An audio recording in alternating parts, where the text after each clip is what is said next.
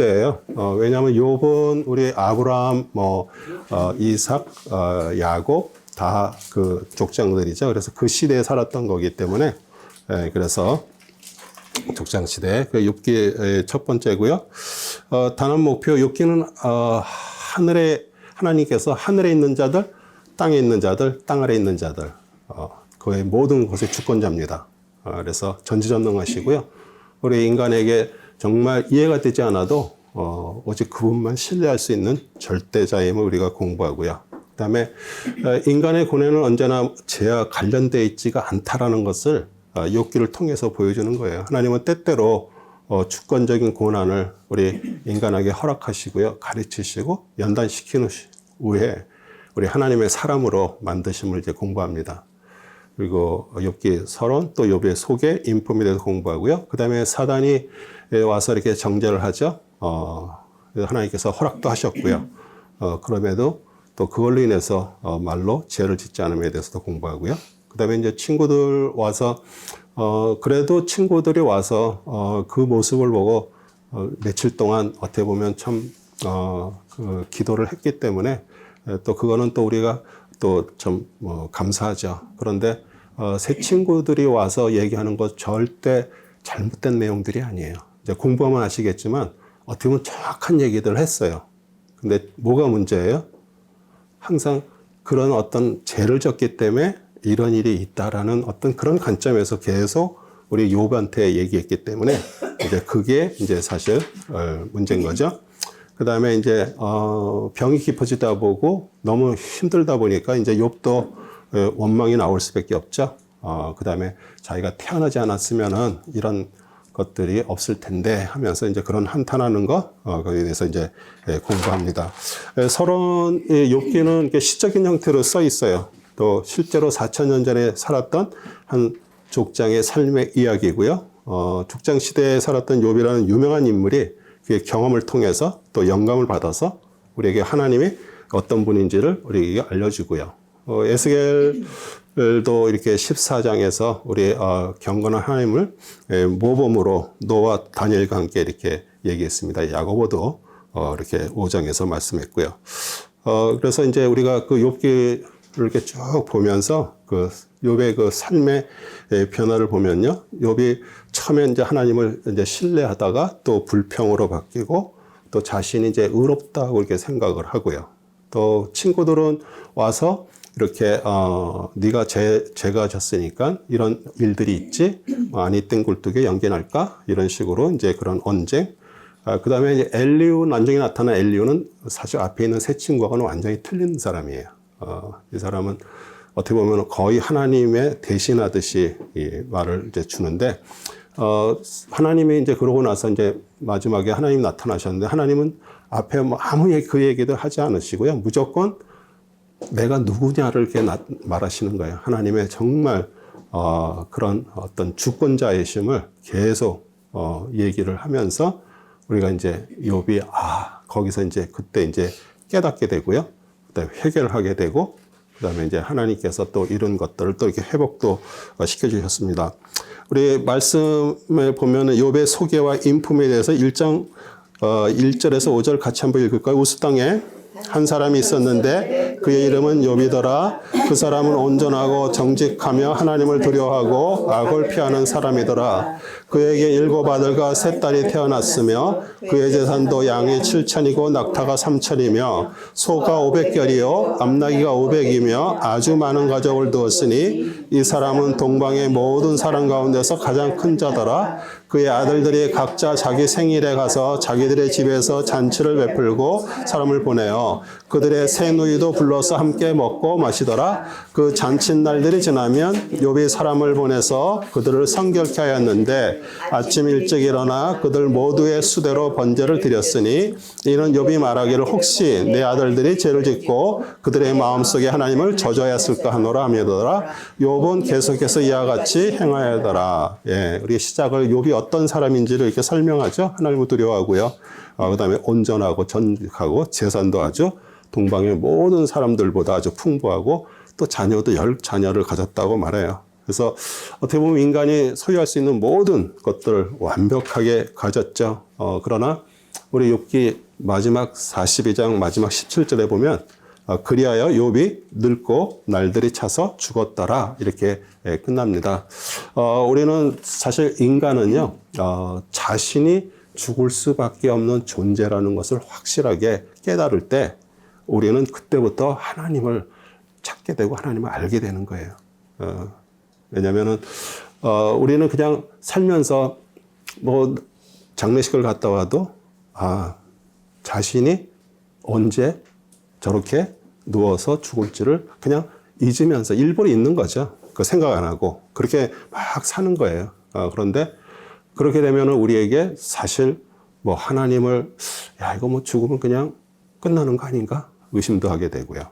그런데 성경은 분명히 우리에게 그 죽음 이후에 심판이 있다라고 말하고 있습니다.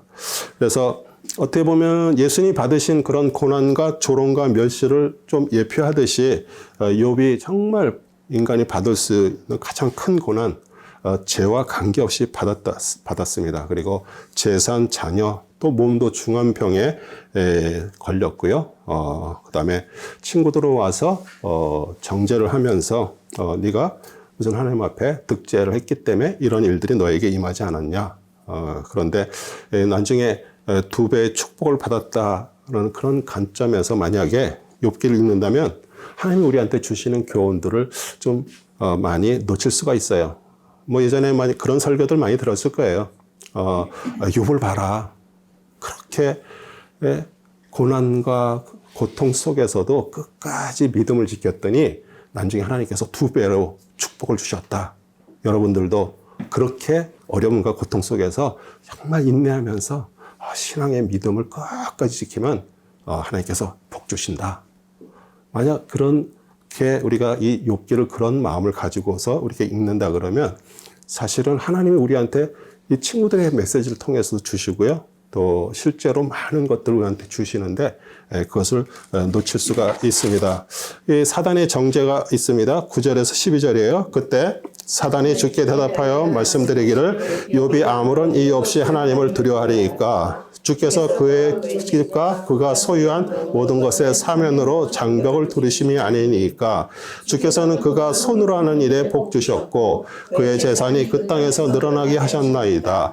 그러나 이제 주의 손을 내밀어 그가 소유한 모든 것을 쳐보소서. 그리하시면 그가 주를 정면으로 저주하리이다 하더라. 주께서 사단에게 말씀하시기를 보라 그가 소유한 모든 것이 내 권세에 있으나 다만 그의 몸에는 내 손을 대지 말라 하시니 사단이 주의 면전에서 물러가니라. 네, 그러니까 사단은 뭐라고 정죄하는 거예요? 까닭 없이 순수하게 정말 하나님을 섬기는 것이 아니라 많은 물질적인 복을 주었기 때문에 섬긴다 이렇게 얘기를 하죠. 그런데 우리 하나님은 벌써 믿음을 벌써 욥의 믿음을 다 보셨어요. 그래서 그것을 이제 증명하기 위해서 그럼 사단에게 생명을 건들지 말고 모든 것들을 해하라고 허락을 하셨어요. 하나님은 온 세상의 유일한 주권자시고요. 사단과 악령들도 우리 주장하십니다. 우리 계시록 20장 10절도요. 그들을 미혹하던 마귀가 불과 유황못에 던져지니 그곳에는 그 짐승과 거짓 선지자도 있어 영원토록 받는 고통을 받으리라. 우리 종교는 뭐냐면 모든 조건과 까닭을 자신에게 찾는 거예요. 그리고 우리 절대자와 진신된 그런 만남 없이 거기는 관심이 없습니다. 오직 자기에게 그 절대자가 자기가 이만큼 하니까 나에게 복을 달라가라는 그런 거예요. 근데 정말 우리 생명, 구원, 복의 조건이 내가 지금 가진 걸 다 잃어도 우리 예수 그리스도에게 있다라고 정말 믿는 자들에게는 어쩌면 그것은 진짜 하나님이 주시는 믿음이고요. 그리고 이게 사실 은혜잖아요. 우리한테 주신 거. 지금도 사실 우리 많은 것들을 누리고 있습니다. 지금 동시대에도 얼마나 많은 사람들이 없어서 고통하고 있고요. 정말 나는 못 먹어도 내 자녀가 저렇게 먹질 못해서 고통하는 그런 수억의 사람들이 이 지구상에 살고 있어요. 그래서 정말 지금까지 나를 이렇게 해오신 것도 하나님이시구나. 내가 어떻게 해서보다도 이게 하나님이 나의 주신 은혜라고 이렇게 생각을 하게 되면 우리는 점점 하나님과 그런 깊은 관계로 우리가 들어가는 것이에요. 그리고 이게 진실된 신앙이라는 것을 욥을 통해서 우리에게 말씀하시는 것입니다. 모든 재산과 자녀 잃고도 하나님께 죄를 짓지 않습니다. 17절 21절입니다. 그가 아직 말하고 있는데 또 한 사람이 와서 말하기를 갈다인들이 쇠무리를 지어 낙타들 덮쳐 끌고 갔고 정령 칼날로 정도를 죽였으며 나만 홀로 피하여 주인께 구하러 왔나이다 하더라. 그가 아직 말하고 있는데 또 한 사람이 와서 말하기를 주인님의 아들들과 딸들이 그들의 맏형집에서 음식을 먹고 포도주를 마시고 있는데 보소서 광야로부터 큰 바람이 와서 그 집 내 모퉁이를 치니 그 집이 그 청년들 위에 무너져서 그들이 죽었나이다. 나만 홀로 피하여 주인께 구하러 왔나이다 하더라. 그때 욥이 일어나 그의 겉옷을 찢고 머리를 밀고 땅바닥에 엎드려 경배하며 말하기를 내가 내 어미의 태에서 맨몸으로 나왔으니 내가 맨몸으로 그리 돌아가리이다. 주신 분도 주시오 빼앗아 가신 분도 주시니 주의 이름을 송축하니라 하더라. 네, 우리 욥은 그의 모든 재산 자녀들 잃었지만 우리 하나님 비난치 않았습니다. 뭐라고 얘기해요? 주신 자도 여호와시요 취하신 자도 여호와시고 우리는 찬송을 받을지어다 이렇게 얘기해요. 우리는 욥처럼 정말 뭐 극심한 고난 속에서 우리 뭐 하나님 비난치 말고 정말 모든 것을 하나님이 주셨기 때문에 뭐 가져가시기도 하고 또 뭐 주시기도 한다 이렇게 우리가 하나님 앞에 찬송을 드리는데 여러분도 그렇게 하실 수 있어요? 사실 이게 우리한테는 사실 이게 그냥 우리가 그렇게 해야 된다라는 건 어쩌면 우리가 신앙생활하면서 알겠지만 진짜 매일 길거리에 나갈 정도로 모든 것들 다 없어질 때도 그때도 진짜 욥처럼 이렇게 얘기를 할 수 있느냐. 사실 우리에게 어떻게 보면은 이 말씀 속에서 우리에게 질문을 던지고 있는 거예요. 예. 그런데 우리 못해요. 그렇죠? 못해요 우리는. 그런데 우리가 할 수 있는 방법은요, 하나밖에 없어요. 그분이 그리스도가 여러분 안에 계시면 할 수가 있는 거예요. 여러분이 정말 그분과 하나가 돼서 그분이 나의 마음에 갇혀 있다면, 그래, 내가 길거리에 앉아도 좋아. 내 몸에 악창이 오고 무슨 뭐 암에 들어서 내가 죽어도 좋아. 그러나 그분이 모든 것들을 하실 일이라 그렇게 믿음을 거기다가 할 수 있으면 우리는 그것을 할 수가 있는 거예요. 그렇기 때문에 우리가 신앙생활 하면서 하나님의 말씀과 하나가 되고 그 말씀을 통해서 그분이 내 안에서 왕성하게 그게 할 수 있도록 하는 거. 그게 사실 어떻게 보면 우리의 포인트죠. 그래서 사단은 그렇게 생각했죠. 욥이 이렇게 하나님을 섬기고 하는 것은 하나님께서 많은 것들을 베풀어 주셨다 이렇게 얘기를 하죠. 그런데 우리 욥은 여기서 벌써 이제 증명이 되잖아요. 말로서. 마음은 어떤지는 뭐 우리는 정확하게 모르죠. 근데 우리도 우리의 힘이 내가 이렇게 하고 이런 거를 내가 할 수 있다라고 생각한다 그러면 사실 어떻게 보면 어떤 때는 하나님께서 우리에게 진짜 복의 고리를 끊어버리면은 어떻게 보면 정말 우리한테 말로 이렇게 형용할 수 없는 그런 일들이 이렇게 오잖아요. 그런데 사실 믿음을 우리가 갖고 있는 그 믿음도요, 누가 주인이세요? 하나님이 우리한테 주시는 거예요.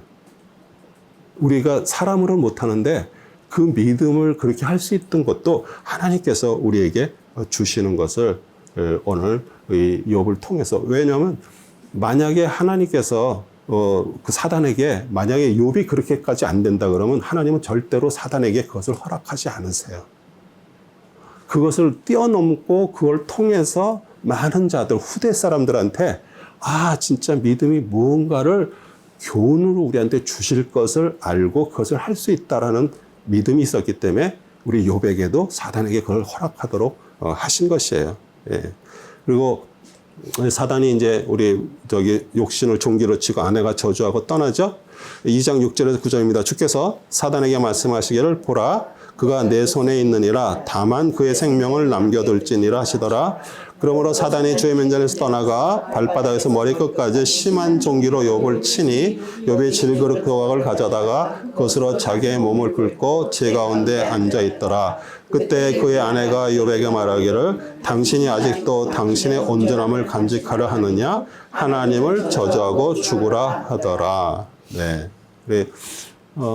정말 그런 상황 속에서 몸이 진짜 악창이 나서 얼마나 가렸으면 기엇장으로 몸을 긁었겠어요. 그런데 그 아내가 와서 뭐 동정하거나 위로가 아니잖아요. 네가 그렇게 잘 믿는 하나님 저주하고 죽으라 이렇게 얘기를 해요. 저는 그동안 이렇게 많은 분들을 만났는데 어떤 분이 저한테 그렇게 얘기하더라고요. 정말 완전히 잘 나가던 비즈니스가 다 망가졌는데 그래도 나는 하나님 잘 믿으려고 그러는데 진짜 아내가 욥의 아내처럼 그렇게 저주하고 자기를 떠났다 그러더라고요. 네. 그러니까 어떻게 보면은 그게 사실 어떻게 보면은 그 아내 되시는 분이 이렇게 하는 것들이 하나님께서 이렇게 남편이 하나님 잘 믿고 하니까 이렇게 주셨다라고 아마 생각을 했겠죠. 그런데 그게 깨져버리니까 그렇게 가정을 이제 깨고 이렇게 나가는 것도 보는데 어떻게 보면은 이런 걸 통해서 자기하고 같이 살던 아내, 남편이 이렇게까지 하는 것을 보면은 하나님께서 어마어마한 것들을 이 욥을 여기에 모든 것들을 다 하는 거니까 이런 방법 저런 방법을 통해서 욥이 지금 받고 있는 고난이 얼마나 고통인가를 이렇게 얘기를 해주는 거죠. 그래도 우리 욥은 끝까지 믿음을 이렇게 갖죠. 그래서 우리 욥의 신앙은요, 하나님이 책임지고 계신다는 사실, 고통의 순간에도 아내의 독설에도 우리는 하나님을 믿었어요. 근데 그 믿음도 어떻게 보면은 하나님께서 주신 믿음이에요. 우리 여기에서 우리가 저거 하는 것은 그냥 우리가 만약에 여러분이 그냥 하나님을 믿고 신앙생활하고 이렇게 하는 우리의 처음에 가졌던 그런 나의 자기 믿음을 가지고서는 절대 이렇게 할 수가 없어요. 그런데 그 얘기는 뭐냐면 이제 진짜 그리스도께서 주시는 그 믿음과 하나가 돼야 돼요. 그러니까 어떻게 보면 그게 죽음을 통과한 그 믿음이 돼야 되죠. 그렇지 만약 그거 안 되면 우리는 절대 욥처럼 할 수가 없어요. 그리고 우리가 뭐 피상적으로 욥의 인내를 배워라 그러는데 우리의 인내는요, 내가 지금 무엇이었는가에 따라서 우리가 인내도 오는 거예요. 그래서 우리는 여기에서 정말 이런 것들을 통해서 하나님의 정말 바른 것을 이제 깨닫고요. 우리가 진짜 그리스도의 계시의 믿음이 우리 안에 영으로 있어야 된다는 것을 또 다시 알게 되죠. 욥의 불행과 절망 11절에서 13절, 25절, 26절입니다. 어찌하여 내가 태에서 태어나 죽어 나오지 아니하였는가? 어찌하여 내가 배에서 나왔을 때 숨을 거두지 아니하였던가? 어찌하여 무릎이 나를 보호하였던가? 어찌하여 내가 젖가슴을 빨았던가?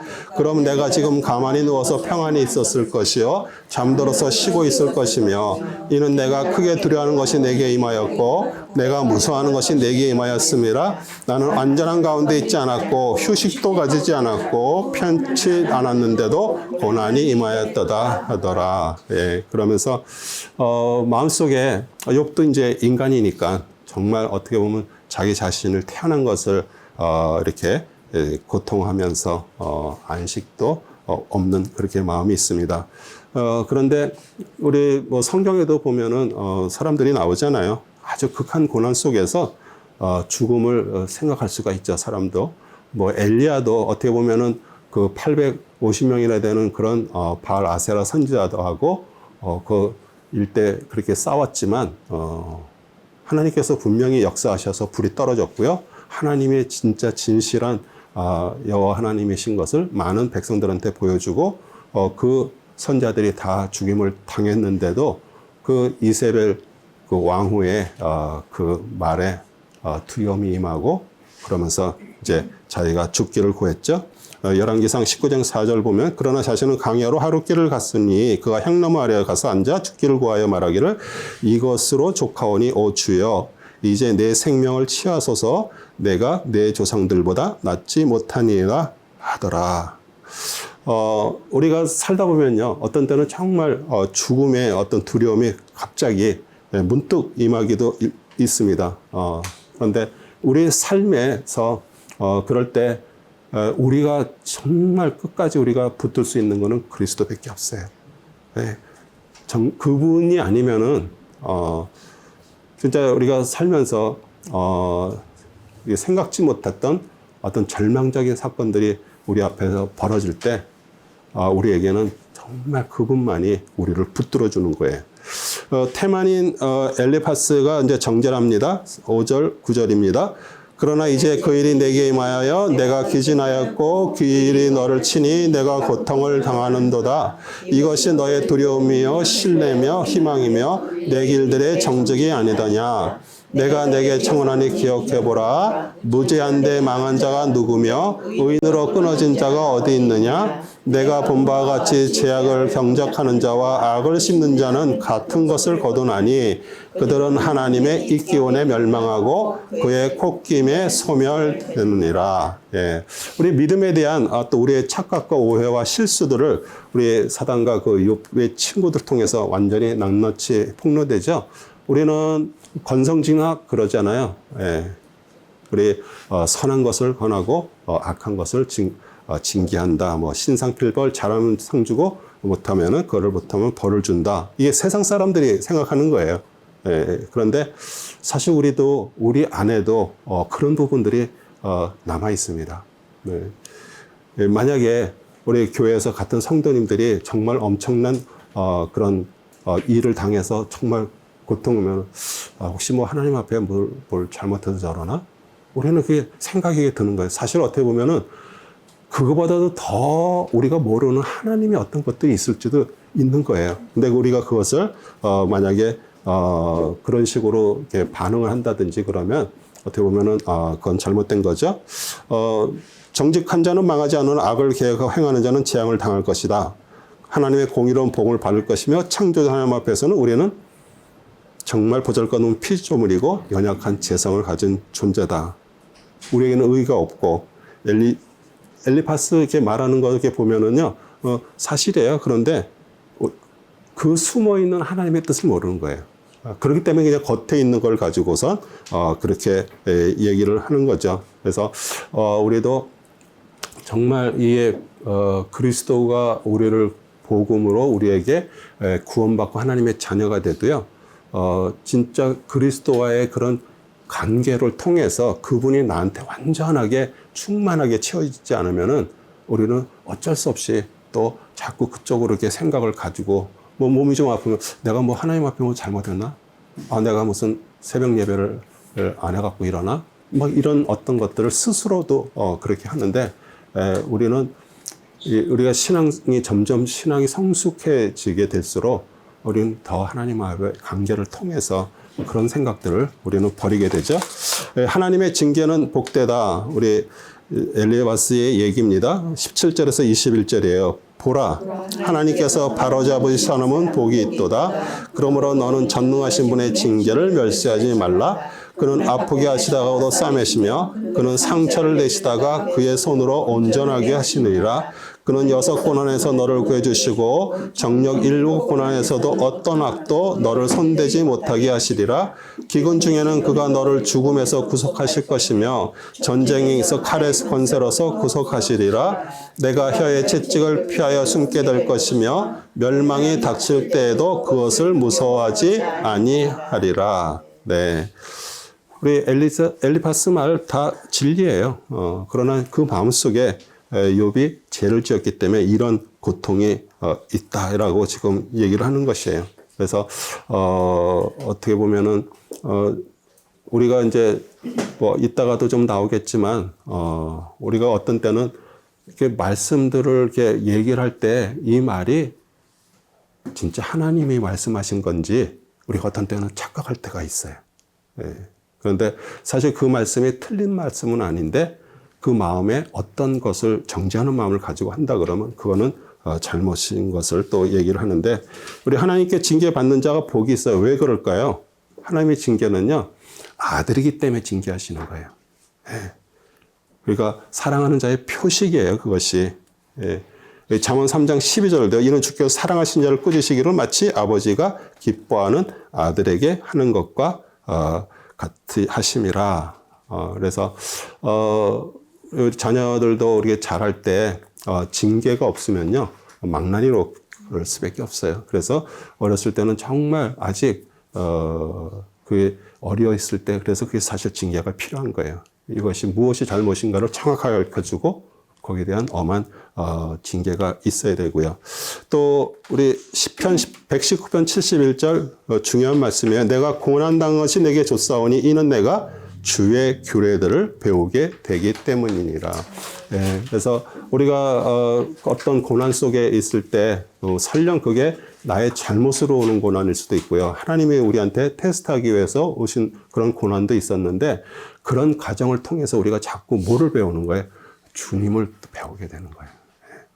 그래서 사실 그게 어떻게 보면 우리를 사랑하시는 하나님의 또 방법이시고요. 하나님께서 우리 때때로 매로 때리시고 고통을 주시지만 또 시간이 또 지나면서 고통도 물려주시고 그리고 우리에서 그것을 회복시켜 주시는데 많은 경우 하나님의 사랑의 표현이에요. 그리고 하나님은 우리를 사람들의 비난의 말에 피하여 숨게도 하시고요. 어떻게 보면은 이 욥기가 엄청 길잖아요. 그 친구들과의 그 대화 속에서 왜냐하면 이제 그걸 통해서 하나님은 뭐를 우리에게 드러내냐면 욥이 나중에는 저렇게 정죄를 나한테 하지만 나는 의롭다라는 그럴 때까지 가요. 그러니까 어떻게 보면은 자기 자신의 그 정체가 그대로 다 폭로가 되는 거예요. 그런데 사실 그걸 통해서 우리는 우리가 그와 똑같은 고난은 당했지 않았지만 우리는 아마 그렇게 하면 우리는 벌써 죽어버릴 거예요. 그런데 이런 것 통해서 어떻게 보면 간접이잖아요. 간접 경험을 통해서 아 그렇지 내 안에도 그런 것이 있는 거구나. 그것을 우리 욥기를 통해서 우리가 보는 거죠. 예. 그래서 우리 시편 31편 20절도 주께서 그들의 사람의 음모로부터 주의 면전에 은밀한 곳을 숨기시며 주께서 그들을 장막에 은밀을 감추시어 혀의 다툼에서 벗어나게 하시리이다. 하나님은 또 회복하시는 하나님이십니다. 또 회개하는 자에게 회복의 은혜를 주시고 7가지 환난에서 견뎌주시고요. 또 들짐승으로부터 우리를 지켜주시고요. 그래서 말씀을 통해 하나님을 알아야 되는 것보다 욥처럼 우리가 죄를 범하지 말고 신앙생활을 잘하면 복을 받을 것이라 생각하는 것은 어떻게 보면 사실 죽음을 알지 못하는 헛된 생각이에요. 요한복음 5장 28절 29절도요. 어떻게 보면 우리한테 많은 것을 생각하는 말씀입니다. 이를 이상하게 여기지 말라. 무덤들 속에 있는 모든 자들이 그 음성을 들을 때가 오나니 선을 행하는 자는 생명의 부활로 악을 행하는 자는 저주의 부활로 나오리라. 우리가 꾸준히 말씀 생활을 하게 되면은 어떻게 보면 하나님께서 그리스도를 통해서 우리가 바로 알게 돼요. 그리고 우리가 죄에서 죽고 생명의 부활로 나오는데 죽음은 행복해지는 것이 아니라 자신이 죽은 자임을 깨닫는 것이 행복이에요. 그러니까 그 얘기는 뭐냐면 나에겐 길이 없다라는 것을 알아야 돼요. 어쩌면 우리는 이리 피하고 저리 피하면서 그걸 계속 성경 우리한테 얘기하는데도 우리는 자꾸 피해 다녀. 그러다 어떤 때는 하나님께서 더 이상 안 되면 우리를 완전히 코너로 몰아서 그냥 바닥에 떨어지게 해주셔요. 왜냐하면 그렇게 하지 않으면 우리가 깨닫지를 못하기 때문이에요. 그래서 내가 나에게는 길이 없구나. 오직 그분만이 나의 길이구나. 그걸 깨달을 때까지 어떤 때는 우리를 뭐 육신으로 또 아니면 물질로 우리들을 그 길까지도 하는 거예요. 근데 그게 사실 어떻게 보면 하나님의 사랑인 것이에요. 네. 그렇게 될 때 맞아요 주님. 나에겐 도저히 희망이 없습니다. 나는 이제 할 수 없으니까 이제 주님이 나의 주인이 되셔서 나의 삶을 이끌어 주세요. 거기 항복을 할 때까지 하나님은 어떤 때는 우리를 글로 몰아버리세요. 근데 그것이 진정한 축복이에요. 네. 징계 분명 하나님의 아들에게 사랑이 의욕되는 건데 우리 엘리파스는 징계를 이제 육신의 고통에 주어지는 것으로 회개하면 고통이 물러가고 복이 임한다라는 것을 이렇게 이해했어요. 사실 모든 종교인들의 생각이에요. 우리 크리스찬들도 사실 어떻게 보면은 어떤 징계에 대해서 이거 끝나면은 하나님께서 나한테 복을 주시나 보다 이렇게 생각하는데 성경에서 얘기하는 복은 그리스도예요. 그리스도를 받으면요 진짜 모든 것이 완벽하게 이루어지는 것이에요. 그러니까 진짜 그분이 내 안에서 흥황해서 왕성하게 있다면은 우리는 뭐 물질, 자녀, 어떤 뭐 권세 이런 게 전혀 우리하고 상관이 없어요. 그거만큼 복이 어디 있어요? 진짜 어떻게 보면은 진짜 천상의 복이죠. 욥의 불행에 대한 호소입니다. 6장 2절에서 6절입니다. 오, 내 슬픔을 전부 돌아보고 내 재앙을 다 저울에 놓아보았으면 지금 그것은 바다의 모래보다도 더 무거우며 내 말들이 삼켜졌느니라. 전능하신 분이 화살이 내 안에 있으며 내 영이 그 독을 마셨나니 하나님의 공포가 나를 치려고 진열하도다. 들나귀가 풀이 있는데 울겠느냐? 또한 소가 꼬리 위에서 울겠느냐? 소금 없이 싱거운 것을 먹을 수 있겠느냐? 또한 달걀의 흰자위가 무슨 말이 있겠느냐? 네. 우리 욥의 고난, 모든 것들 다 이게 전능자의 화살이고 하나님이 주신 두려움이에요. 네. 그리고 우리 욥은 하나님의 주권적 섭리를 인정했어요. 그래서 어떻게 보면은 이런 것들을 통해서 우리는 사실 거기까지 안 갔어도 우리는 원래 우리 어렸을 때 그러잖아요. 자녀들이 이렇게 있어도 어떤 자녀는 그렇게 두드러 패도 자기 인정을 안 해. 잘못한 거. 근데 어떤 자녀는 매만 들기만 하고 와갖고 잘못했다고 울어. 그거 때릴 수가 없어. 그렇죠? 그래서 우리가 진짜 그런 것들을 보면서 우리가 하나님의 주권을 우리는 인정을 하는 거예요. 우리 하나님께서 재앙에서 그를 구원할 수도 있고요. 형편 회복할 수 있어요. 또 기회도 다시 주실 수가 있고요. 왜냐하면 그분은 주권자이기 때문에 그래요. 신명기 32장 39절 오 그들이 현명하여 이것을 깨닫고 자기들의 종말을 그들이 생각하였다라면 우리는 그런 죽음이라는 마지막이 있다는 것을 내가 깨닫고요. 그 다음에 우리는 항상 그거잖아요. 마지막이 아니잖아요. 정말 그곳에 가서 영원히 사는 것을 우리가 생각한다 그러면 우리는 주님의 주권을 우리가 인정할 수밖에 없는 거죠. 네.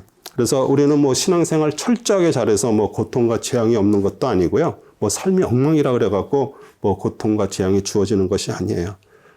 고통과 재앙 자체가 어떻게 보면 하나님께서 주권적으로 하시는 것이에요. 그런데 그걸 통해서 하나님은 뭐를 우리에게 자꾸 알려주시는 거예요?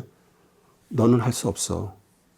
그리스도만이 너의 모든 것인 것을 계속 우리에게 말씀하세요. 그래서 사실 그런 것들이 우리에게 무슨 부끄러운 것이나 피할 것이나 그게 아니에요. 그렇기 때문에 우리는 오늘 하루 진짜 하나님이 주신 안에서 감사하면서 우리는 지내는 거예요. 우리에게 내일 없어요. 그리고 우리가 어떤 삶의 어려움과 고난, 몸의 어떤 아픔 이런 걸 통해서 자꾸 그거를 묵상하는 것이 아니라 주님을 묵상하는 거예요. 어떻게 하면 주님과 나와의 관계 그것을 보게 되는 거죠. 하나님 우리를 하나님의 관계에 붙들어 놓으시기 위해서 일하시고요. 죽음조차도 우리가 하나님이 누구신지 알게 하신 하나님의 일이라면 우리 죽음 또한 은혜입니다. 죽음의 문 앞에서 하나님이 나의 구원 되심을 배우고요. 설령 욥처럼 완벽한 신앙의 삶을 살았다 하더라도요. 구원은 여호와께 있다라는 거. 그게 우리의 참된 신앙입니다. 그 다음에 우리 정죄하는 친구들에게 이제 호소를 합니다. 이제 고만제 하라고 6장 24절 30절입니다. 나를 가르치라. 그리하면 입을 다물겠노라. 또한 내가 어디가 잘못되었는지를 깨닫게 하라. 옳은 말들을 얼마나 힘이 있느냐. 그러는 너희 주장은 무엇을 책망하는 것이냐.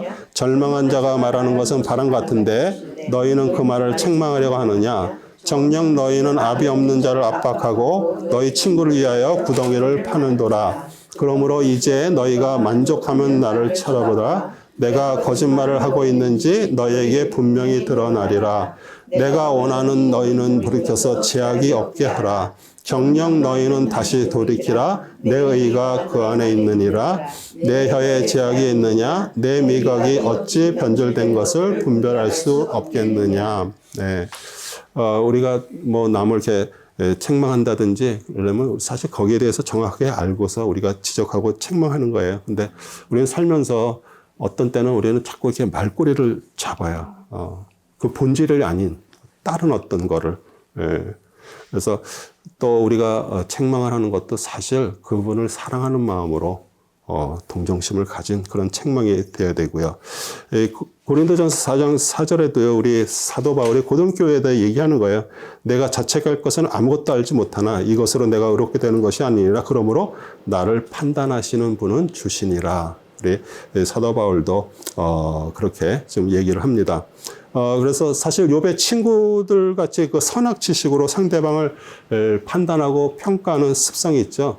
선과 악을 이렇게 딱 두고. 근데 뭐 그것은 우리가 죄를 졌을 때부터 우리 조상부터 그 안에 이렇게 들어와 있는 거죠. 예, 그래서 그것을 가지고서 만약에 어떤 사람과 사람 사이에서도 이제 그렇게 되게 되면 이제 상처를 주게 되죠.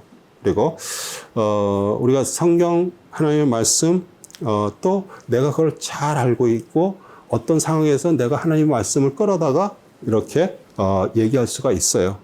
그런데 사실 그 모든 것들은 우리가 할 것들이 아니에요.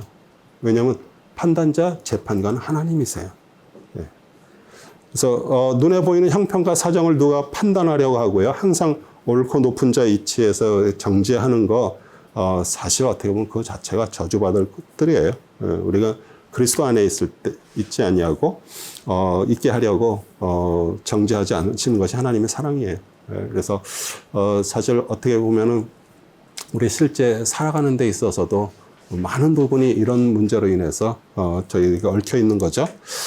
그 다음에 주의 시험에 대한 원망이 7장 17절에서 21절입니다. 사람이 무엇이기에 주께서 그를 높이시나이까? 주께서 주의 마음을 그에게 두시나이까? 주께서 매일 아침 그를 찾아보시며 매 순간마다 그를 시험하시나이까? 언제까지 주께서는 내게서 떠나지 아니하시며 내 침을 삼킬 때까지도 나를 내버려 두지 아니하시나이까? 오 사람을 보존하시는 주여, 내가 죄를 지었사오니 내가 주께 무엇을 하시리까? 어찌하여 주께서는 나를 주를 거역하는 표로 삼으셔서 나로 하여금 내 자신에게 짐이 되게 하시나이까? 어찌하여 주께서는 내 허물을 용서하지 않으시고 내 죄악을 자여 버리지 아니하시니까? 이제 내가 흙 속에 잠들리니 주께서 아침에 나를 찾으실지라도 내가 잊지 아니하니라 하더라. 네.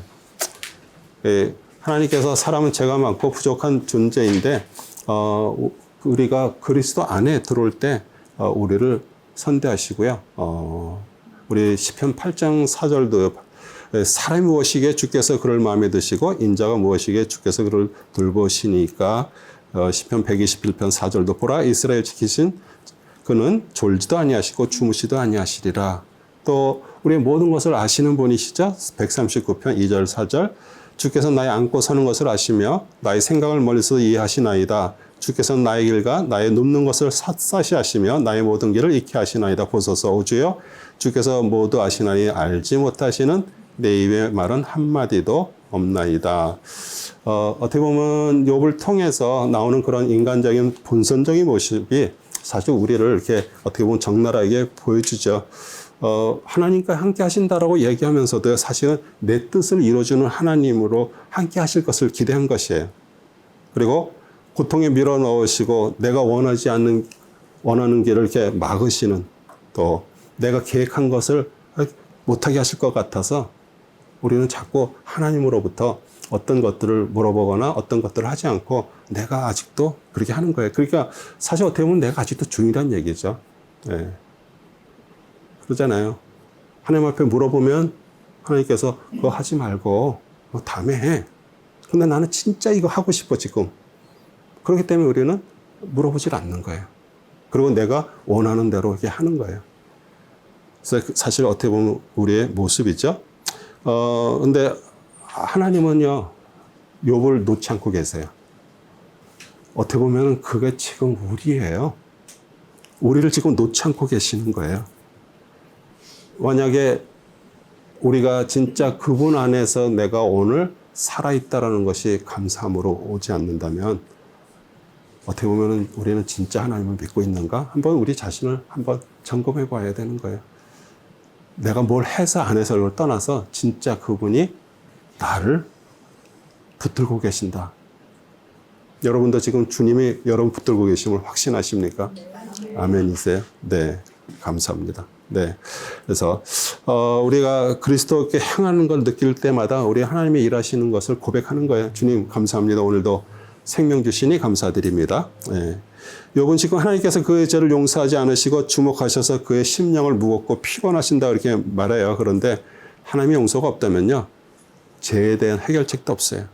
그래서 우리 하나님 잘 믿으면 뭐 고통과 어려움이 면제되고 평안한 삶을 보장받는다는 착각으로 인해서 사실 하나님은 진짜 주시고자 하는 그 유익, 귀한 것을 놓치게 되는 것이 사실 오늘 살아있다는 것이 정말 감사한 거죠.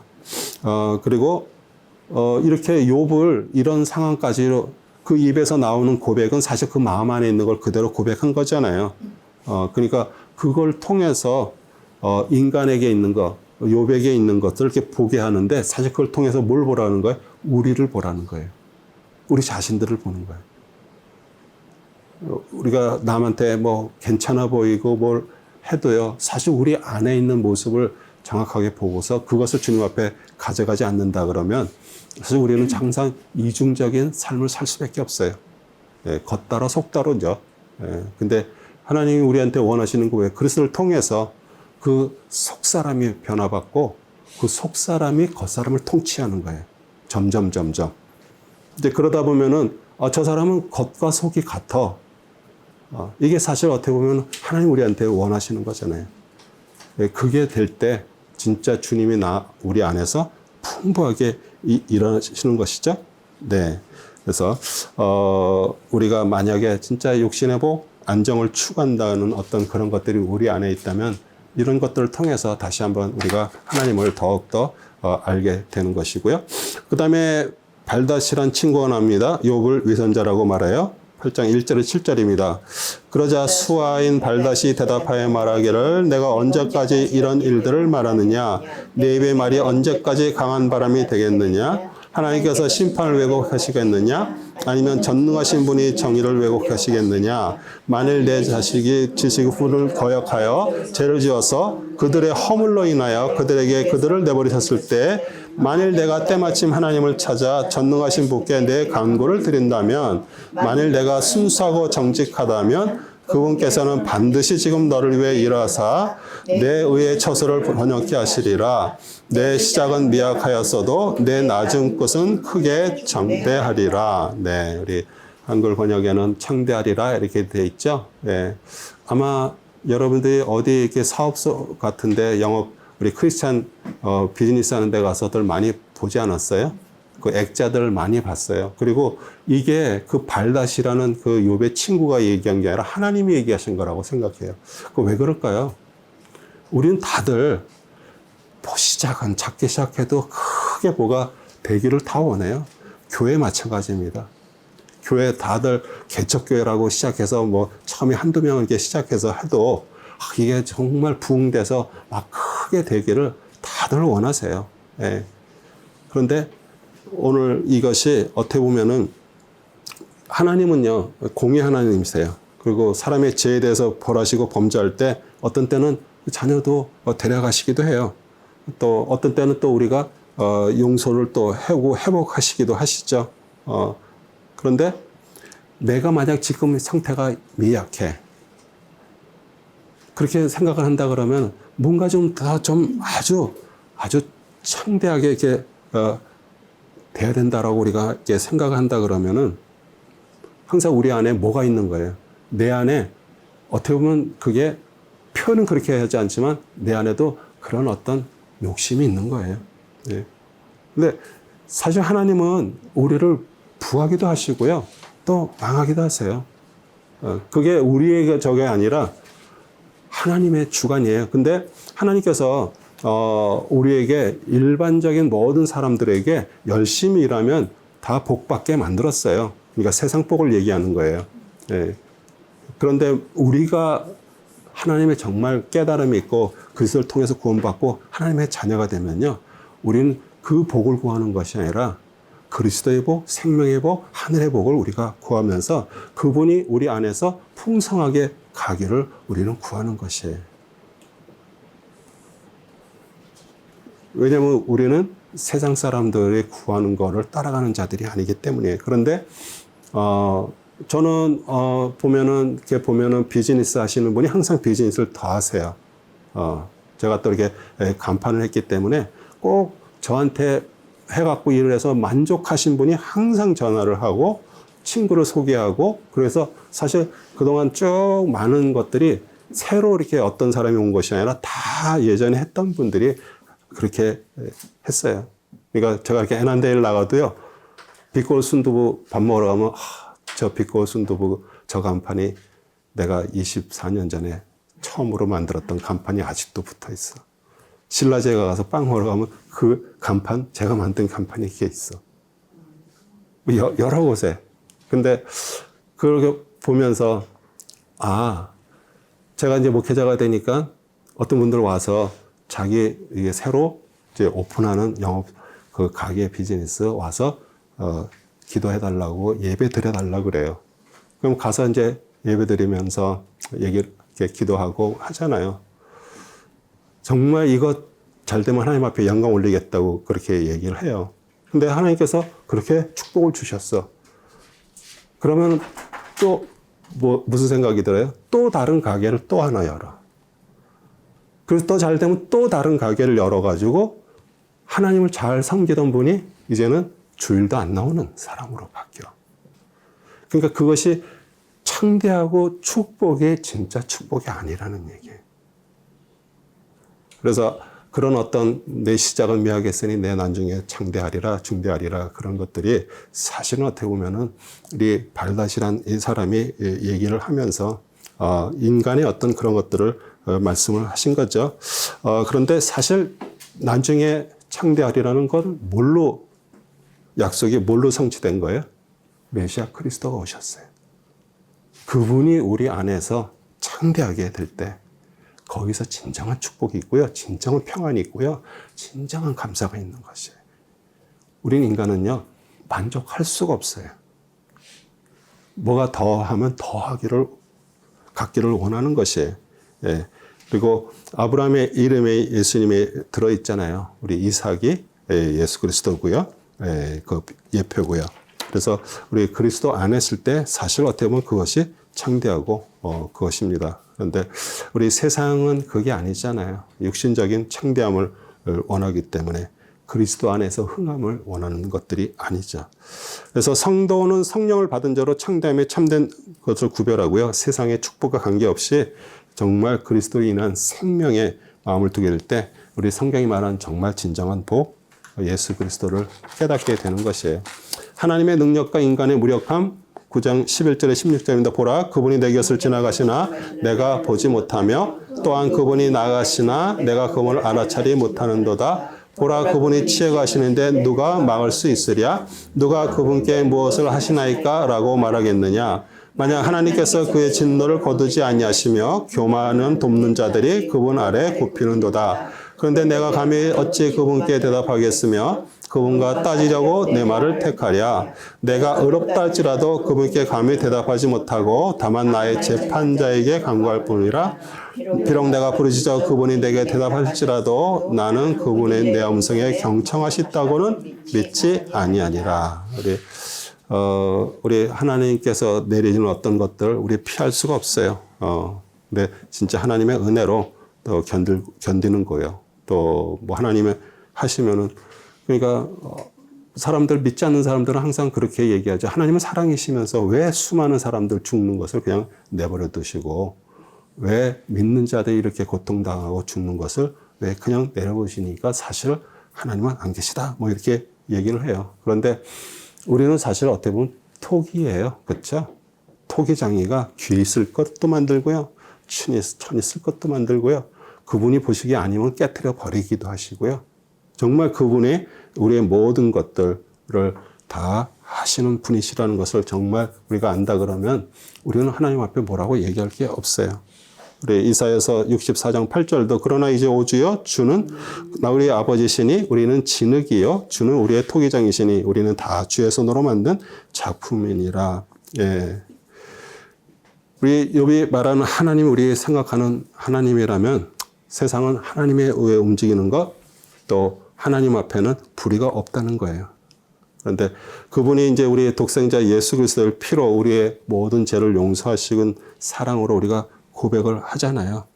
그럴 때 우리의 모든 것들을 판단하신 재판장이라고 그것이 우리의 사실 믿음이에요. 그게 절대 주권은 절대 믿음으로 연결이 되는 거예요. 그래서 우리가 그 믿음이 우리가 그냥 말하는 믿음이 아니라 절대 주님의 믿음이 우리 안에 있게 되고요.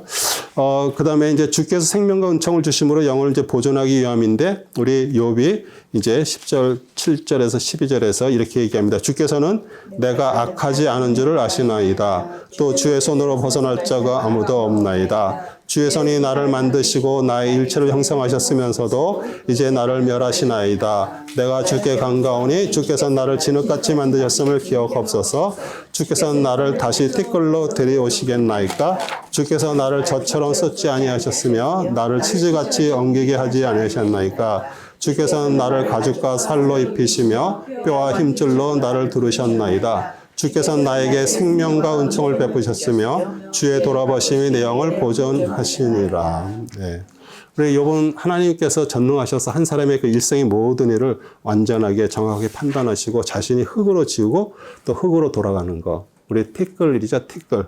예, 티끌이는 흙으로 지었기 때문에 자신이 악하지 않을 것도 아시라고 얘기를 해요. 그런데 사실 자신의 너무나 지금 현실에서 너무나도 고통하고 있다는 것 피할 수 없는데, 우리를 정말 살아있는 자로 우리를 이렇게 하셨다 그래도 우리는 동물하고 틀리잖아요. 하나님의 영이 우리 안에 있기 때문에 사실 우리는 살아있는 산 영이 된 자들이에요. 예. 그래서 우리가 그분이 우리 안에 없다면 우리는 사실 어떻게 보면 동물과 같은 삶을 살다가 인생을 끝나는 거예요. 그거는 뭐 아무리 귀한 것으로 몸에 둘렀고요, 아무리 엄청난 것들을 하고 있어도 사실 어떻게 보면 동물이나 마찬가지예요. 그런데 우리 안에 그 영으로 인해서 우리를 어떤 때는 책망도 하시고요, 우리를 이렇게 이끌고 가시는 것이에요.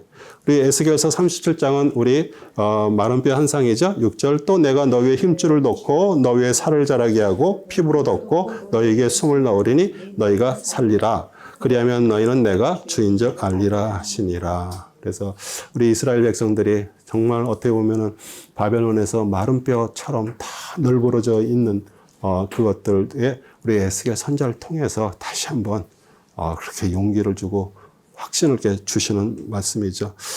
근데 우리 인간은 죄인입니다. 누구도 하나님 앞에 내가 의인이라고 얘기하지 할 수가 없는데, 우리 욥이 이제 그러잖아요. 주께서는 내가 악하지 않은 줄 아시나이다. 사실 어떻게 보면은 교만이면서도 아니면 100% 하나님을 이렇게 믿음으로 얘기를 한 거나 마찬가지죠.